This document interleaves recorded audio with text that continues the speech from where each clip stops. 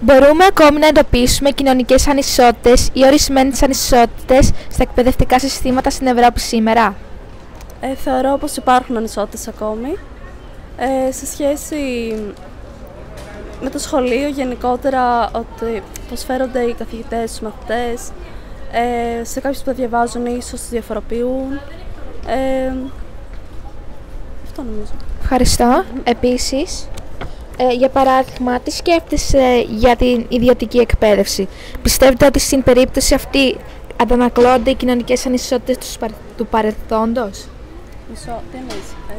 Ότι, τι πιστεύεις για την ιδιωτική εκπαίδευση? Πιστεύετε ότι στην περίπτωση αυτή... Φροντιστήρια, δηλαδή ιδιωτικό σχολείο.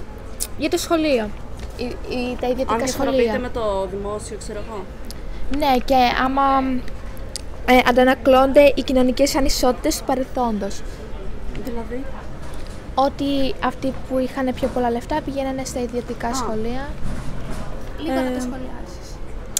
Θεωρώ ότι δεν υπάρχει κάποια διαφοροποίηση σχετικά με αυτό. Ίσως είναι επιλογή κάθε ανθρώπου να πηγαίνει σε ιδιωτικό ή δημόσιο.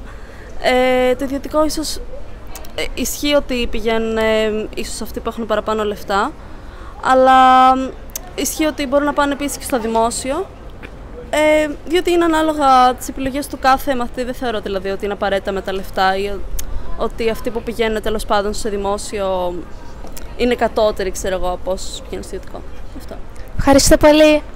Και εγώ. Ευχαριστούμε πάρα πολύ.